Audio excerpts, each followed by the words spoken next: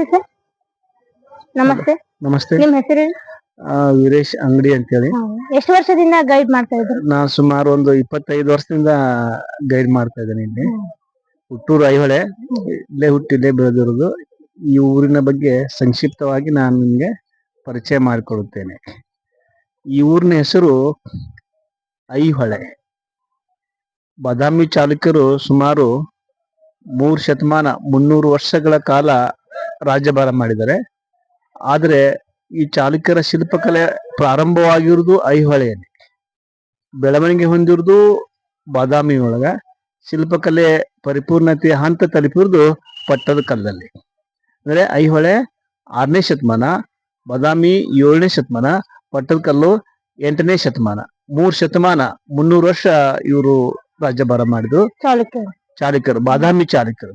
ಇವರಿಗೆ ಬಾದಾಮಿ ಚಾಲುಕ್ಯರು ಅಂತ ಯಾಕೆ ಕರಿತಾ ಇದ್ರು ಅಂತಂದ್ರೆ, ಫಸ್ಟ್ ಆಳ್ವಿಕೆ ಮಾಡಿದ್ದೆ ಐಹೊಳೆಯಲ್ಲಿ.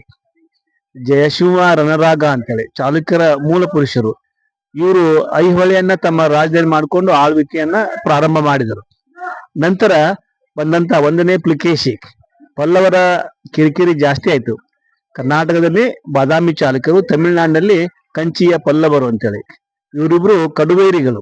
ಶೀತಲ ಸಮರಗಳು, ಪದೇ ಪದೇ ಯುದ್ಧ ಆಗ್ತಾ ಇದ್ವಲ್ಲ, ಆ ಪಲ್ಲವರ ಕಿರಿಕಿರಿ ಜಾಸ್ತಿ ಆಯ್ತು. ಅದಕ್ಕೆ 1ನೇ ಪುಲಿಕೇಶಿ ಅಧಿಕಾರಕ್ಕೆ ಬಂದ ತಕ್ಷಣವೇ ಐಹೊಳೆಯಿಂದ ರಾಜಧಾನಿಯನ್ನು ಬಾದಾಮಿಗೆ ಶಿಫ್ಟ್ ಮಾಡಿದ. ಬಾದಾಮಿಯಲ್ಲಿ ಅಪ್ಪರ್ ಶಿವಾಲಯ ಅಂತ ಇದೆ, ಮೇಲ್ರಿ ಶಿವಾಲಯ.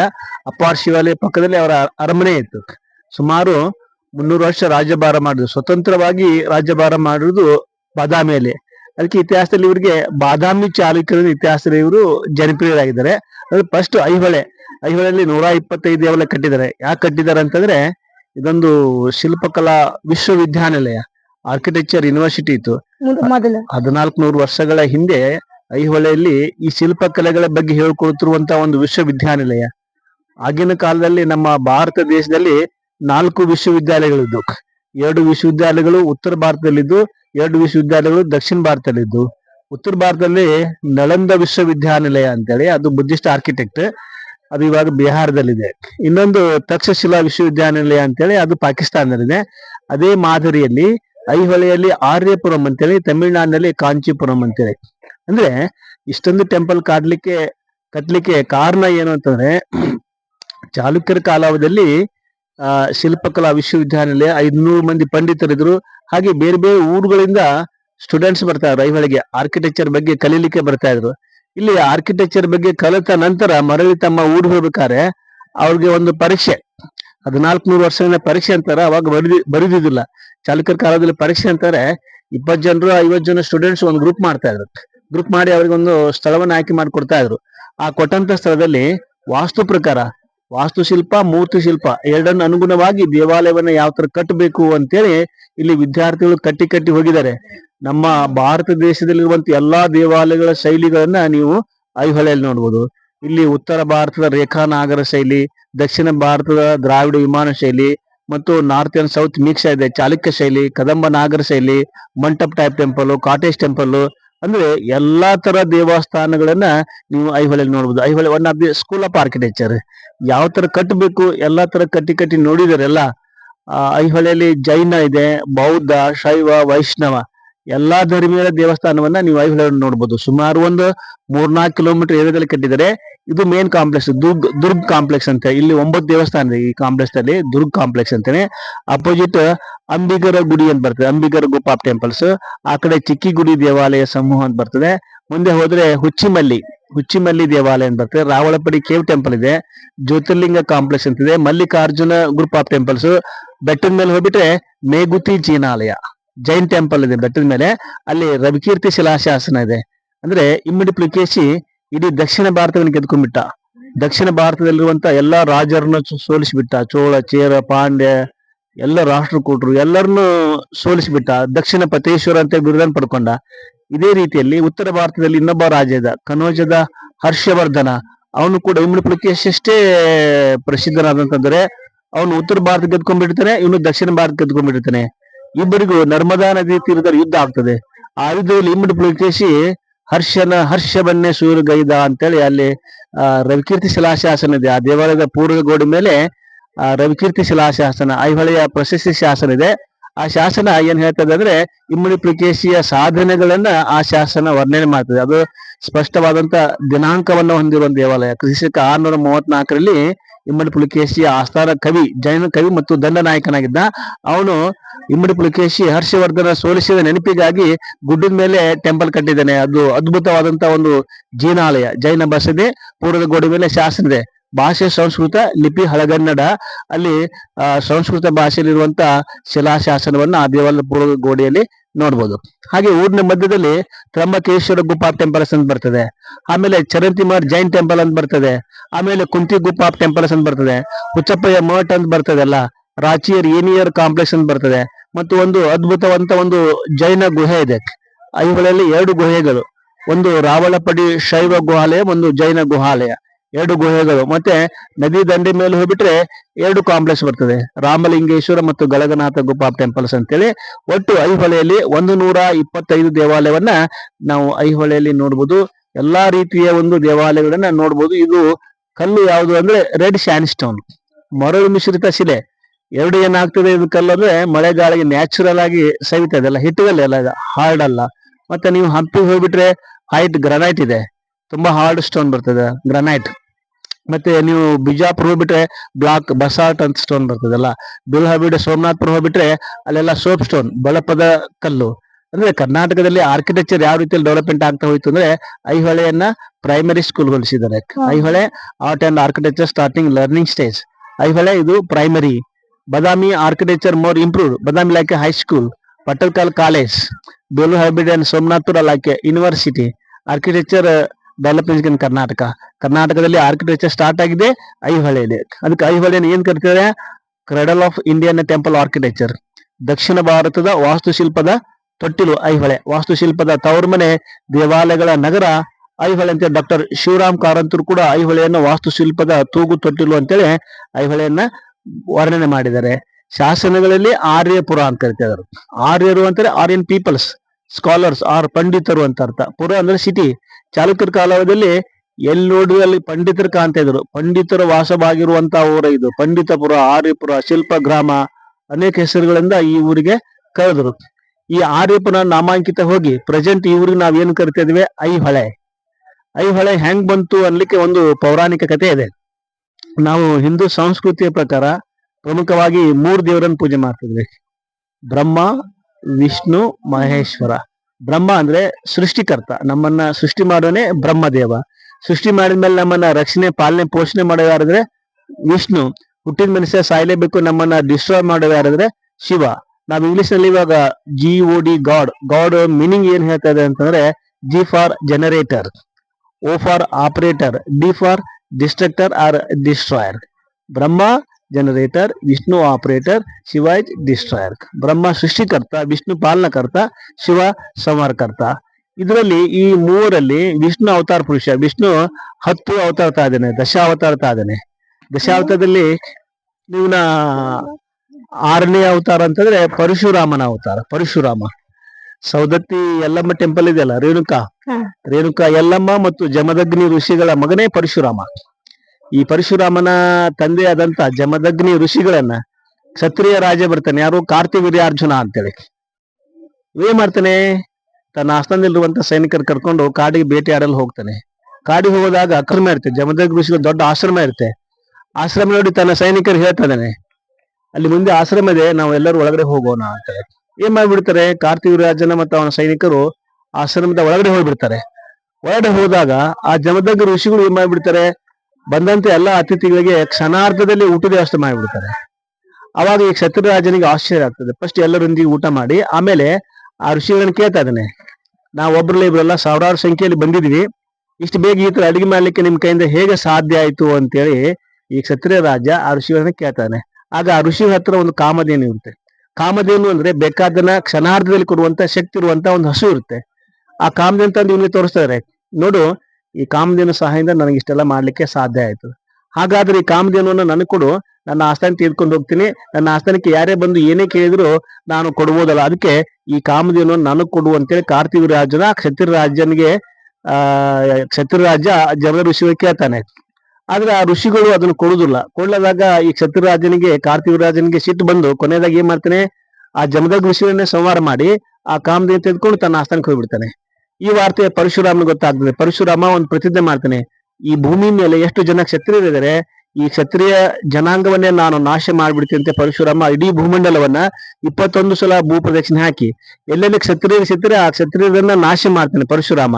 ನಾಶ ಮಾಡಿದ ನಂತರ ತಾನು ಮಾಡಿದಂತ ಪಾಪ ವಿಮೋಚನೆಗಾಗಿ ತನ್ನ ಕೊಡಲಿಯನ್ನ, ತನ್ನ ಪರಶುವನ್ನ ತಂದು ಐಹೊಳೆ ಪಕ್ಕದಲ್ಲೇ ಒಂದು ನದಿ ಇದೆ, ಮಲಪ್ರಭಾ ನದಿ ಇದೆ. ಸಾಮಾನ್ಯವಾಗಿ ಎಲ್ಲಾ ನದಿಗಳು ಹುಟ್ಕೊಳ್ಳೋದು ಹಿಮಾಲಯ ಪರ್ವತದಲ್ಲಿ. ಎಲ್ಲಾ ನದಿಗಳು ಹರಿಯುವಂತ ದಿಕ್ಕು ಉತ್ತರದಿಂದ ದಕ್ಷಿಣ ಕಡೆ ಹೋಗ್ತವೆ ಎಲ್ಲಾ ನದಿಗಳು. ಆದ್ರೆ ಇದು ಮಲಪ್ರಭಾ ನದಿಯಲ್ಲಿ ಹುಟ್ಟುಕೊಂಡಿದೆ. ಇದು ಬೆಳಗಾವಿ ಡಿಸ್ಟಿಕ್ ಖಾನಾಪುರ ತಾಲೂಕ್ ಕನಕುಂಬಿ ಎಂಬ ಹಳ್ಳಿಯಲ್ಲಿ ಹುಟ್ಟಿ ಮುಂದೆ ಧಾರವಾಡ, ಹುಬ್ಬಳ್ಳಿ, ನರಗುಂದ, ನವಲಗುಂದ, ಪಟ್ಟಕಳ, ಐಹೊಳೆ, ಕೂರ್ಣ ಸಂಘದಲ್ಲಿ ಕೃಷ್ಣಾ ನದಿ ಸೇರ್ತಾ ಇದೆಲ್ಲ. ಅಂದ್ರೆ ನಾ ಹೇಳ್ತಿರೋದು ಇಲ್ಲಿ ನದಿ ಹರಿಯುವಂತ ದಿಕ್ಕು ವಿಶೇಷತೆ ಕೂಡಿಕೊಂಡಿದೆ.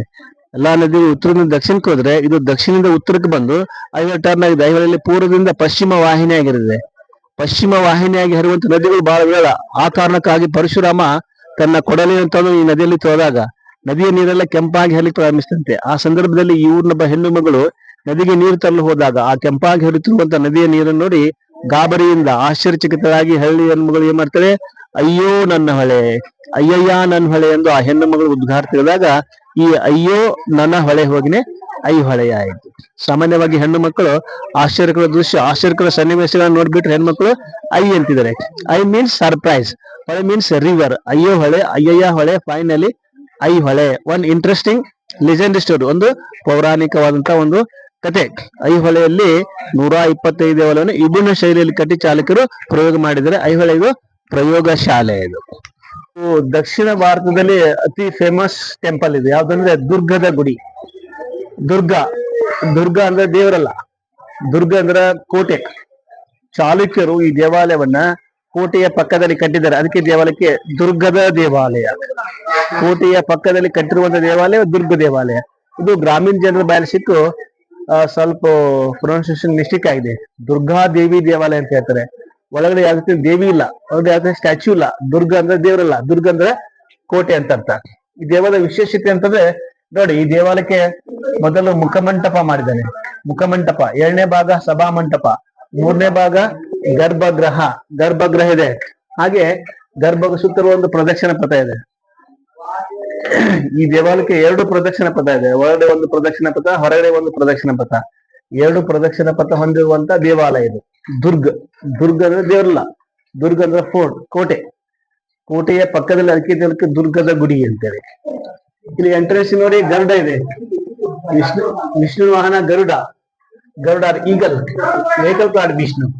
ಇವಾಗ ಇದು ಇಂಡೋನೇಷಿಯಾ ಏರ್ಲೈನ್ಸ್ ಸಿಂಬಲ್ ಆಗಿದೆ, ಗರುಡ ಏರ್ಲೈನ್ಸ್. ಮತ್ತೆ ಆ ಕಡೆ ಈ ಕಡೆ ನೋಡಿ ಡೋರ್ ಫ್ರೇಮ್ ಎಷ್ಟು ಚೆನ್ನಾಗಿದೆ. ಇಲ್ಲಿ ಪಂಚಶಾಖಗಳು ಅಂತೇಳಿ ಮಾಡಿದ್ದಾನೆ, 5 ಭಾಗಗಳು. ಇಲ್ಲಿ ನೋಡಿ, ಮೊದಲನೇ ಭಾಗ ನೋಡಿ ನಾಗಶಾಖ, ಹಾವಿನ ರೂಪ. 2ನೇದು ಲತಾ, ಇಲ್ಲಿ ಅಥವಾ ಬಳ್ಳಿ ತರ ಮಾಡಿದೆ ನೋಡಿ, ಲತಾ ಶಾಖ. 3ನೇದು ಕಂಬ, ಇಲ್ಲಿ ಅಮೃತ ಕಲಶ ಇದೆ ನೋಡಿ. These are good luck for Hindu temples. 4ನೇದು ನರಶಾಖ, 5ನೇದು ಪತ್ರ ಶಾಖ. Both are same. ನೋಡಿ ಎಷ್ಟೊಂದು ಅದ್ಭುತವಾದಂತ ಡೋರ್ ಫ್ರೇಮ್ ಅನ್ನ, ಪಂಚಶಾಖ ಇರುವಂತ ಡೋರ್ ಫ್ರೇಮ್ ಅನ್ನ ಆಗಿನ ಕಾಲದಲ್ಲಿ ಮಾಡಿದ್ದಾರೆ. ಇವೆಲ್ಲ ಶುಭ ಸಂಕೇತಗಳು, good luck for Hindu temples. ಮತ್ತೆ ಇಲ್ಲಿ ಒಂದ್ ಸೈಡ್ ಗಂಗಾ, ಅವಳ ವಾಹನ ಕೆಳಗಡೆ ಮೊಸಳೆ ಇದೆ. ಈ ಕಡೆ ಯಮುನಾ, ಅವಳ ವಾಹನ ಆಮೆ ಇದೆ. Ganga and Yamuna Indian holy rivers. ಅಂದ್ರೆ ಎಂಟ್ರೆನ್ಸ್ ಯಾಕೆ ಮಾಡಿದ್ದಾನೆ ಶಿಲ್ಪಿ ಅಂತಂದ್ರೆ, ನಾವು ಒಳಗಡೆ ಹೋಗ್ಬೇಕಾದ್ರೆ ಈ ಗಂಗಾ ಯಮುನಾ ನದಿಯಲ್ಲಿ ಸ್ನಾನ ಮಾಡಿದಷ್ಟು ಒಳ್ಳೆ ಭಾವನೆಯಿಂದ ಒಳಗಡೆ ಹೋಗ್ಲಿ ಅಂತೇಳಿ ನೀರಿನ ಬದಲಾಗಿ, ಅಂದ್ರೆ ಟೆಂಪಲ್ ಮುಂದ್ಗಡೆ ನೀರಿನ ವ್ಯವಸ್ಥೆ ಮಾಡಕ್ ಆಗಲಿಲ್ಲ, ನಲ್ಲಿ ವ್ಯವಸ್ಥೆ ಮಾಡಕ್ ಆಗಲಿಲ್ಲ. ಆ ನೀರಿನ ಬದಲಾಗಿ ಈ ಜಲದೇವತೆ ಮೂಲಕ, ಈ ಜಲದೇವತೆ ನೋಡ್ಬಿಟ್ರೆ ಆ ನದಿಯಲ್ಲೇ ಸ್ನಾನ ಮಾಡಿದಷ್ಟು ಒಳ್ಳೆ ಭಾವನೆಯಿಂದ ಒಳಗಡೆ ಹೋಗ್ಲಿ ಅಂತೇಳಿ ನೀರಿನ ಬದಲಾಗಿ ಈ ಜಲದೇವತೆ ಮೂಲಕ ಹೇಳಿಕೆ ಪ್ರಯತ್ನ ಮಾಡಿದ್ದಾನೆ. ಬಹುಶಃ ನೋಡಿ ಹ್ಯಾಪಿ ಕಪಲ್ಸ್. ಆ ಕಡೆ ಈ ಕಡೆ ನೋಡಿ ಶೃಂಗಾರ ದಂಪತಿಗಳನ್ನ ಕೆತ್ತನೆ ಮಾಡಿದ್ದಾನೆ. ಮುಖಮಂಟಪ, ಇದು ಮುಖಮಂಟಪ, more decoration, more architecture. Next one ಸಭಾ ಮಂಟಪ, less decoration, less architecture. Last one sanctum sanctorum, ಗರ್ಭಗೃಹ, ನೋ ಡೆಕೋರೇಷನ್. ಬಟ್ ಯಾವ್ದು ರೀತಿಯಿಂದ ಸ್ಟ್ಯಾಚ್ಯೂ ಇಲ್ಲ, ಮೂರ್ತಿ ಇಲ್ಲ. ಏನಾಯ್ತು ಯಾರಿಗೂ ಗೊತ್ತಿಲ್ಲ. ಇತಿಹಾಸಕಾರ ಭಿನ್ನಾಭಿಪ್ರಾಯ. ಒಬ್ಬ ಶಿವ ಅಂತಾನೆ, ಒಬ್ಬ ವಿಷ್ಣು ಒಬ್ಬ ಅಂತಾನೆ, ಒಬ್ಬ ಸೂರ್ಯ ಅಂತಾರೆ. ಇಷ್ಟ ಡಿಫ್ರೆಂಟ್ ಒಪಿನಿಯನ್. ಈ ದೇವಾಲಯ ಕಟ್ಟಿದ್ದು 6ನೇ ಶತಮಾನ, ಇವಾಗ 21ನೇ ಶತಮಾನ. 1400 ವರ್ಷದಿಂದ ಕಟ್ಟಿದ್ದಾರೆ ಇದನ್ನ. 2ನೇ ವಿಕ್ರಮಾದಿತ್ಯನ ಅಳಿಯ ಕುಮಾರ ಸಿಂಗ ಅಂತೇಳಿ ಅವನು ಈ ದೇವಾಲಯವನ್ನು ನಿರ್ಮಾಣ ಮಾಡಿದ್ದಾನೆ. ಇದು ಸ್ಯಾಂಡ್ ಸ್ಟೋನ್ ಎಲ್ಲ ಮರಳು ಮಿಶ್ರಿತವಾದಂತಹ ಶಿಲೆ. ಮೇಲ್ಭಾಗದಲ್ಲಿ ಆದಿಶೇಷ ಇದೆ ನೋಡಿ, ನಾಗರಾಜ, ಸಪ್ತ ನಾಗರಾಜ, 7 ಹೆಡೆ ಮುಖ ಇದೆ ನೋಡಿ. ಎಲ್ಲ ಅವನ ಮುಖ ನೋಡ್ರಿ, ಎಷ್ಟೊಂದು ಸ್ಮೈಲಿಂಗ್ ಫೇಸ್ ಇದೆ ನೋಡಿ, ಮುಖದಲ್ಲಿ ಎಷ್ಟೊಂದು ನಗು ಇದೆ ನೋಡಿ. ಅದೇ ನೀವು ಬೆಳೂರು ಹೋಗ್ಬಿಟ್ಟು ಸೋಮನಾಥ್ಪುರ ಹೋಗ್ಬಿಟ್ರೆ ಅಲಂಕಾರದಿಂದ ತುಳುಕ್ತಾ ಇದೆಲ್ಲ. ಅದು ಯೂನಿವರ್ಸಿಟಿ ತರ, ಅಂದ್ರೆ ಆರ್ಕಿಟೆಕ್ಚರ್ ಚೆನ್ನಾಗಿ ಡೆವಲಪ್ಮೆಂಟ್ ಆಗಿದ್ದು ಬೆಳೂರು ಹೋಗ್ಬಿಟ್ಟು ಸೋಮನಾಥ್ ಹೈಸರ್ ಆರ್ಕಿಟೆಕ್ಚರ್. ಇವೆಲ್ಲ ಐಹೊಳೆ ಪಡಕಲ ಬದಾಮಿ, ಇವೆಲ್ಲ ಚಾಲುಕ್ಯನ ಆರ್ಕಿಟೆಕ್ಚರ್.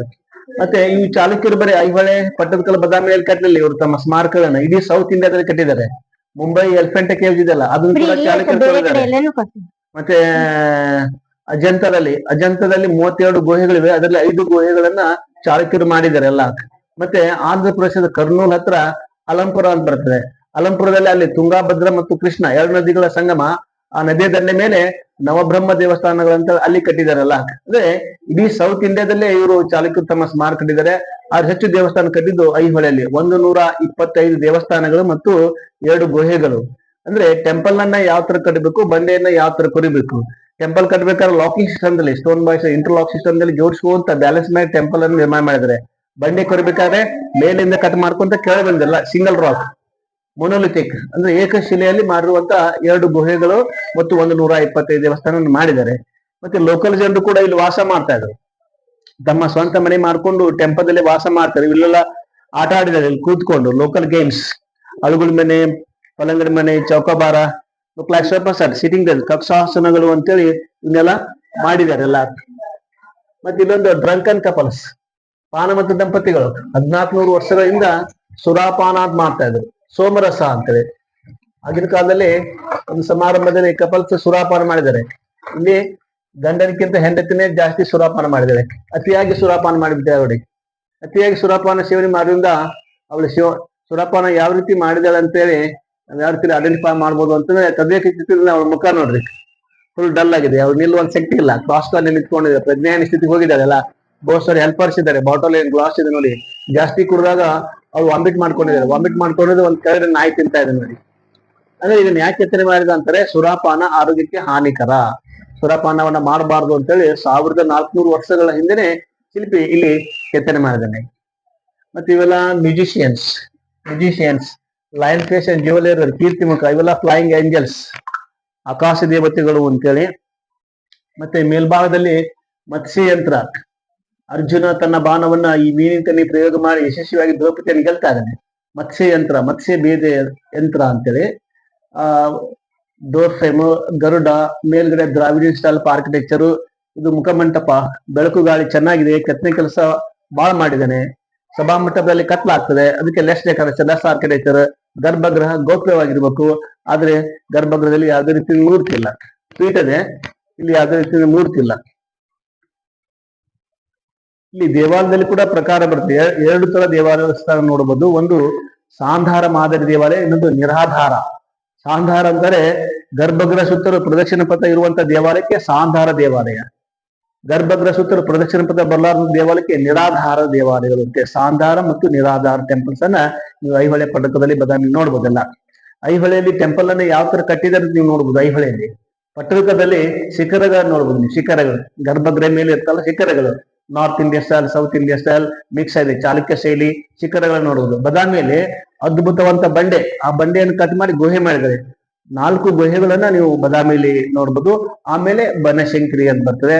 ಈ ಪಟ್ಟದಕಲ್ಲು ಬದಾಮಿ ಮಧ್ಯದಲ್ಲಿ ಒಂದು ಮಹಾಕೂಟ ಅಂತ ಬರ್ತದೆ. ದಕ್ಷಿಣ ಕಾಶಿ, ಕಾಶಿಯಷ್ಟೇ ಪವಿತ್ರವಾದಂತ ಒಂದು ಸ್ಥಳ ಅದು. ಅದೊಂದು ಹೋಲಿ ಪ್ಲೇಸ್.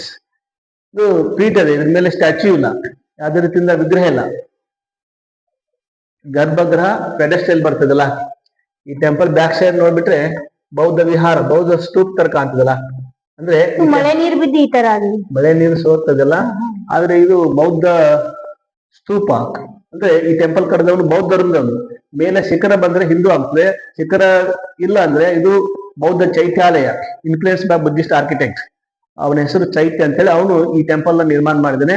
ಇದು ಬೌದ್ಧ ಚೈತ್ಯ ಗೂಡುಗಳನ್ನ, ಬುದ್ಧನ ಮುಖ ಮತ್ತು ಈ ದೇವಾಲಯದಿಂದೆಲ್ಲ ಡಿಫ್ರೆಂಟ್ ಆಫ್ ಹೇರ್ ಸ್ಟೈಲ್ಸ್, ಕೇಶ ಅಲಂಕಾರವನ್ನ ನೀವು ನೋಡ್ಕೊಂತ ಹೋಗೋದು. ಎಲ್ಲ ಇನ್ಕಂಪ್ಲೀಟ್ ಟೆಂಪಲ್. ಒಂದ್ ಕಂಬದಲ್ಲಿ ಮಾಡಿದ, ಒಂದ್ ಕಂಬದಲ್ಲಿ ಮಾಡಿಲ್ಲ, ಇದೆಲ್ಲ ಇನ್ಕಂಪ್ಲೀಟ್ ಆಗಿದಲ್ಲ. ಯಾವ ತರ ಕಟ್ಟಬೇಕು ಅಂತೇಳಿ ಎಲ್ಲಾ ತರ ಕಟ್ಟಿ ನೋಡಿದ್ದೇನೆ ಎಲ್ಲ.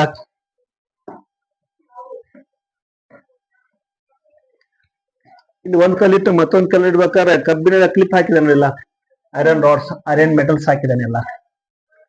ಮೇಲ್ಭಾಗದಲ್ಲಿ ಆಂಗ್ರಿ ನರಸಿಂಹ, ಉಗ್ರ ನರಸಿಂಹ, ಹಿರಣ್ಯಕಶಿಪು ರಾಕ್ಷಸನ ತನ್ನ ತೊಡೆ ಮೇಲೆ ಒಂದು ಕಲ್ಲನ್ನು ಬಗಿತಾರೆ ನೋಡಿ, ಉಗ್ರ ನರಸಿಂಹ. ವಿಜಯ ನರಸಿಂಹ ಅಂದ್ರೆ ಆ ರಾಕ್ಷಸನನ್ನ ಸಂಹಾರ ಮಾಡ್ತಾ ಇದ್ದಾನೆಲ್ಲ.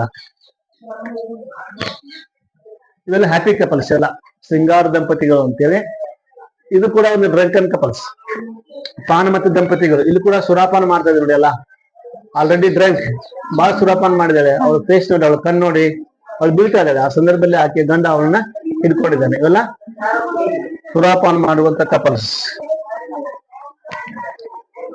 ಇವೆಲ್ಲ ಪರಿಕ್ರಮ, ಪ್ರದಕ್ಷಿಣ ಪಥ ಬರ್ತದಲ್ಲ, ಪರಿಕ್ರಮ. ಇದಕ್ಕೆ 2 ಪರಿಕ್ರಮ, ಒಳಗಡೆ ಒಂದು ಪರಿಕ್ರಮ, ಹೊರಡುವಂತ ಒಂದು ದೇವಾಲಯ. ಮತ್ತೆ ಇದನ್ನ ನೋಡ್ಬಿಡಿ, ಇಲ್ಲಿ ಈ ತರ ಒಂದು ಹೇರ್ ಸ್ಟೈಲ್ಸ್ ಮಾಡ್ಕೊತಾರಲ್ಲ, ಫೇಶಿಯಲ್ ಅಂತಾರ. ತುಂಬಾ ಸುಂದರವಂತ ಹೇರ್ ಸ್ಟೈಲ್ಸ್ ಮಾಡ್ಕೊತಾರೆ. ಈ ತರ ಬಿಗ್ ಇಯರಿಂಗ್ಸ್, ದೊಡ್ಡ ದೊಡ್ಡ ಓಲೆ ಹಾಕ್ತಾರೆ ತಮ್ಮ ಕಿವಿಯಲ್ಲಿ. ಕಂಠ ಸೂತ್ರ, ಅದಕ್ಕೆ ಇವಾಗ ನಾವ್ ಏನ್ ಕರ್ತಾ ಇದ್ವಿ, choker. Second one marriage symbol, mangalsutra, necklace. ಈ ತರ ಮಿಡಿ ಸ್ಕರ್ಟ್, ಹಾಫ್ ಸ್ಕರ್ಟ್, ಕಾಲ್ಚೈನ್ ಹಾಕೋತಾ ಇರಲ್ಲ. ಇವಾಗ ನಾವ್ ಏನ್ ಫ್ಯಾಷನ್ ಮಾಡ್ತಿಲ್ಲ, ಯಾವ್ದು ಅಷ್ಟೇ ಇಲ್ಲ. ಅವಾಗೆ ಮಾಡಿದೆ. ಓಲ್ಡ್ ಈಸ್ ಗೋಲ್ಡ್ ಅಂತ ಹೇಳಿ.